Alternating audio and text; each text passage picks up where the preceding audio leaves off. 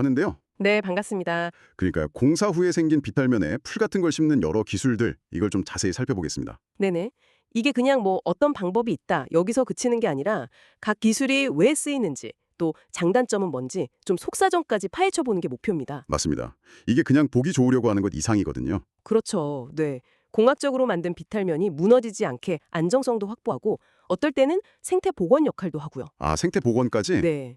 빗물이나 바람 때문에 흙이 깎여나가는 걸 막아주고 또 시간이 지나면서 다른 식물들이 잘 자랄 수 있게 기반을 만들어주는 그런 역할이죠. 음, 그러니까 토목공학이나 조경 기술이 실제 현장에서 어떻게 쓰이는지 아주 실용적인 관점에서 볼 수 있는 기회일 겁니다. 좋습니다. 그럼 첫 번째 방법부터 바로 들어가 볼까요?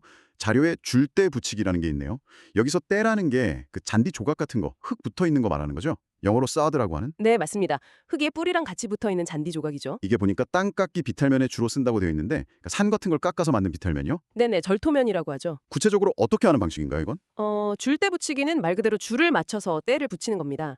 일단 비탈면의 가로로, 그러니까 수평 방향으로 길게 골을 파요. 아, 골을 파는군요. 네. 이 골은 위아래 간격, 그러니까 수직 높이로는 한 20에서 30cm 간격으로 만들고요. 골 자체의 깊이나 폭은 한 10에서 15cm 정도. 네네. 그렇게 판 골 안에다가 흙이 그대로 붙어 있는 길쭉한 때 있잖아요. 네네. 그걸 한 줄씩 쭉 수평으로 놓는 거죠. 아, 그리고 나서는 주변 흙으로 덮고 좀 다져주고 그래서 때가 비탈면에 착 붙어 있게 하는 겁니다. 수평으로 골 파고 때를 심는다. 근데 왜 하필 땅깎기 비탈면에 이게 더 효과적일까요? 그리고 시공하고 나면 바로 보이는 모습은 그럼 가로줄 무늬가 쭉 생기겠네요? 네, 정확히 보셨어요. 처음에는 비탈면에 선명하게 가로줄이 쭉쭉 보이겠죠. 그러다 이제 시간이 지나면서 때에 있는 풀들이 자라고 옆으로 퍼지면서 점점 전체가 푸르게 덮이는 거고요. 그 땅깎이 비탈면, 절토면은 원래 있던 땅을 깎은 거라 비교적 집안이 좀 단단하고 안정적이거든요. 아, 원래 땅이라서. 네. 그런데 다 이렇게 수평으로 골을 파면 때가 좀 안정적으로 자리를 잡을 수 있고 또 이 골 자체가 어떻게 보면 작은 계단처럼 빗물이 확 흘러내리는 걸 좀 막아줘요. 침식 방지 효과도 있는 거죠. 네네. 그래서 처음엔 좀 인공적인 줄무늬처럼 보일 수 있는데 그래도 비교적 안정적인 기반 위에 녹화를 시작하는 방법이다. 뭐 이렇게 볼 수 있습니다. 그렇군요. 처음엔 좀 인공적이어도 안정적인 땅깎기의 비탈면에 침식도 막고 풀 자랄 기반도 만들어주는 그런 효과적인 방법이다. 알겠습니다. 그럼 다음 방법. 볏짚 거적 덮기로 가볼까요? 네. 이건 이름만 들어도 딱 감이 오네요. 볏짚 쓰는 거겠죠? 네, 맞습니다. 시공 전에 비탈면에 있는 돌멩이 같은 거 치우고 표면 정리하는 작업이 필요하다. 이렇게 나와 있네요. 네, 그렇죠. 표면 정리는 뭐 거의 모든 비탈면 녹화 공법의 기본 중의 기본입니다. 아, 그런가요? 네, 특히 이 볏짚 거적 돕기는 씨앗을 뿌리고 그 위를 덮어서 보호하는 게 핵심이잖아요. 네. 그러니까 거적이 땅에 최대한 착 달라붙어서 제 기능을 하려면 표면이 울퉁불퉁하면 안 되겠죠. 잘 정리되어 있어야 해요.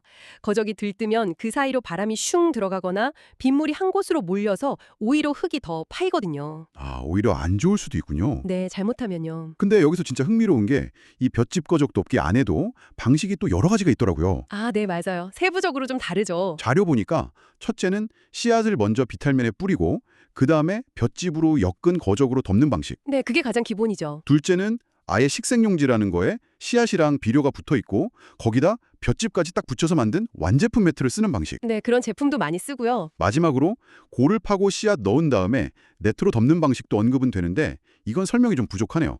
이 방식들은 어떤 차이가 있는 건가요?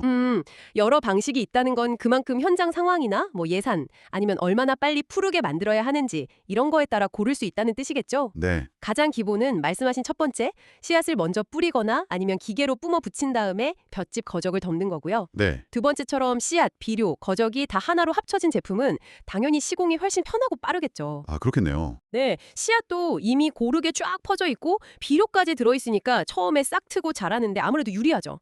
그냥 거적 자체의 역할은 똑같아요. 역할은 같다. 어떤 역할이죠? 구체적으로? 그 씨앗을 보호하는 거죠. 덮어줌으로써 씨앗이 너무 뜨거운 햇볕에 말라버리거나 비가 많이 왔을 때 휩쓸려 내려가거나 아니면 새들이 와서 쪼아먹는 거 이런 걸 막아주는 거예요. 아하.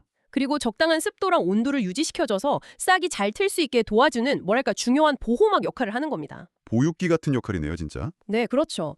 세 번째 방식은 자료에 자세히는 안 나와 있지만 아마 뭐 특별한 환경이나 특정 식물에 맞춰서 좀 변형된 방법일 수 있을 것 같습니다. 그렇군요. 근데 이 거적, 볏짚이면 가벼울 것 같은데 바람 불면 휙 날아가거나 하지 않을까요? 어떻게 고정하죠?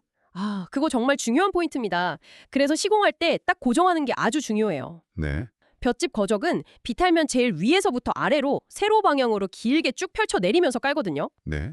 이때 옆에 깔은 거적이랑 최소한 5cm 이상은 겹치게 깔아야 해요. 사이가 벌어지면 안 되니까. 아, 겹치게. 네. 그리고 바람에 날리거나 빗물에 밀려나지 않게 고정핀이라고 부르는 게 있어요.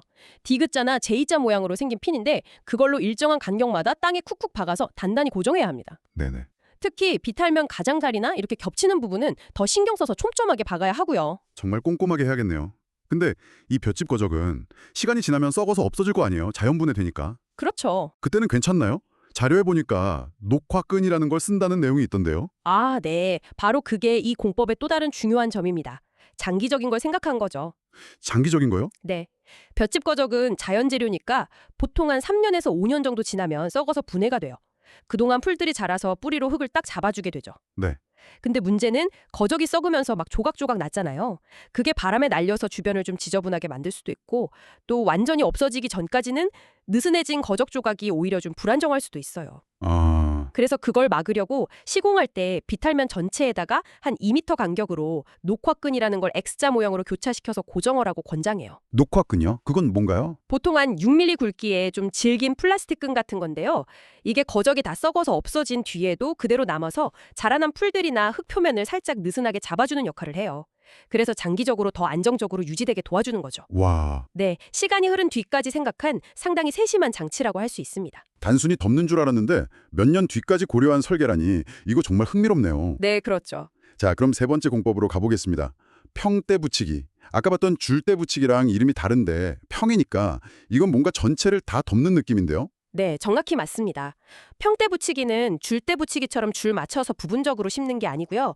비탈면 전체를 마치 잔디밭 깔듯이 때로 완전히 덮어버리는 방식이에요. 아, 전체를 다. 네, 그래서 이 방법의 가장 큰 장점은 뭐냐면 시공 끝나자마자 바로 전체가 녹색으로 보인다는 거죠.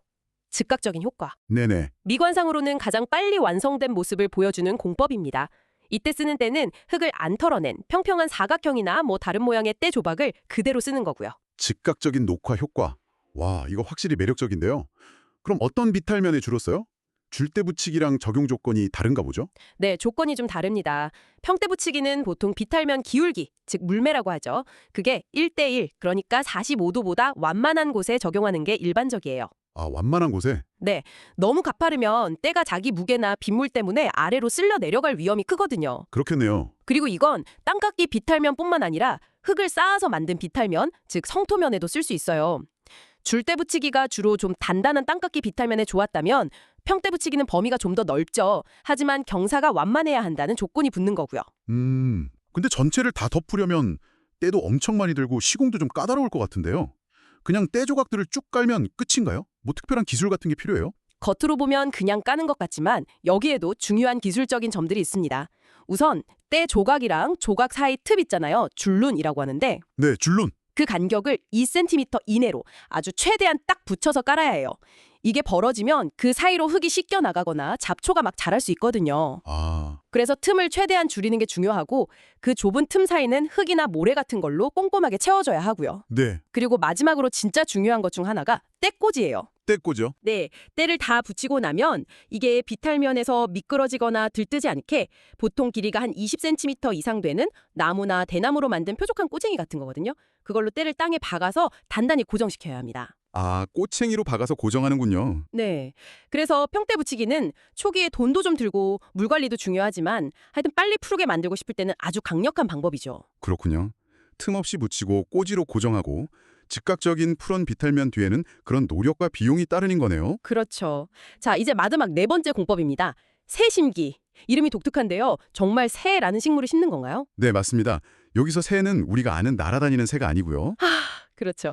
벽과나 사초과에 속하는 특정 풀 종류들을 통칭하는 말이에요. 자료에 나온 것처럼 뭐 새, 솔새, 개솔새, 억새, 기름새 이런 것들이 다 여기에 해당됩니다. 솔새, 개솔새, 기름새.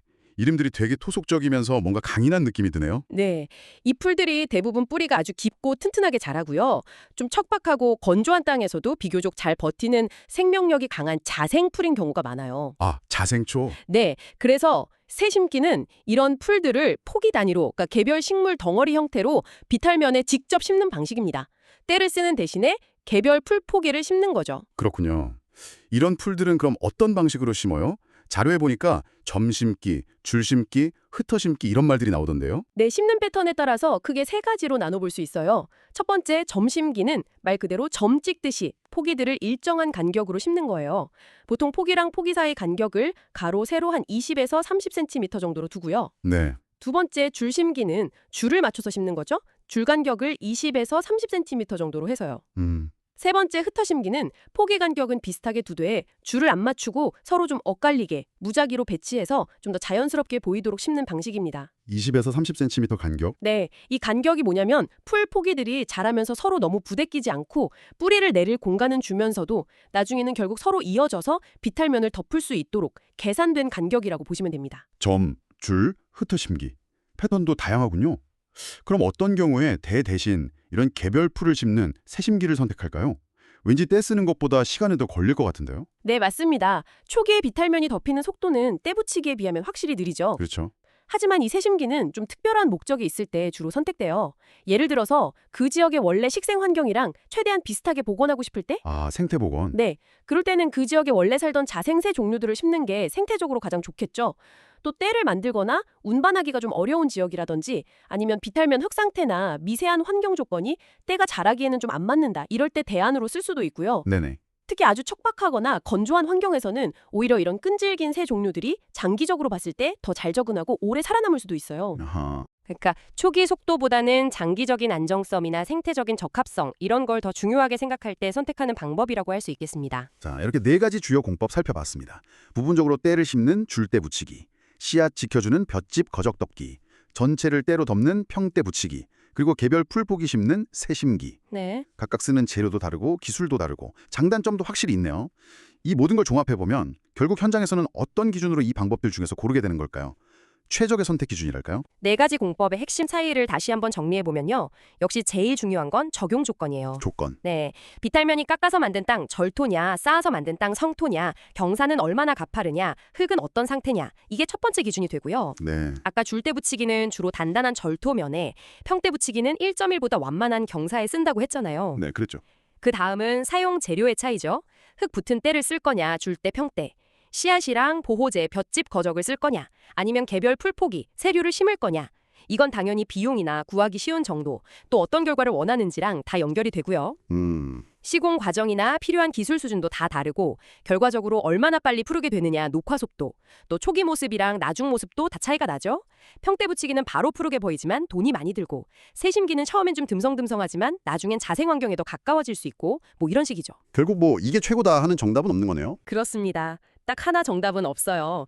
최종적으로 어떤 공법을 쓸지는 마치 의사가 환자 보고 진단하고 처방 내리듯이 그 비탈면의 상태, 흙 종류, 경사, 길이, 방향 등등 이걸 명밀히 보고 또 이 프로젝트의 목표가 뭔지. 목표요? 네, 그냥 흙 안 쓸려 내려가게만 하면 되는 건지 아니면 빨리 보기 좋게 만들어야 하는 건지 아니면 좀 시간이 걸려도 생태적으로 복원하는 게 중요한 건지 이런 목표랑 또 사용할 수 있는 예산, 재료는 쉽게 구할 수 있는지 나중에 관리는 어떻게 할 건지 이런 모든 요소들을 다 종합적으로 따져봐야 하는 거죠. 네.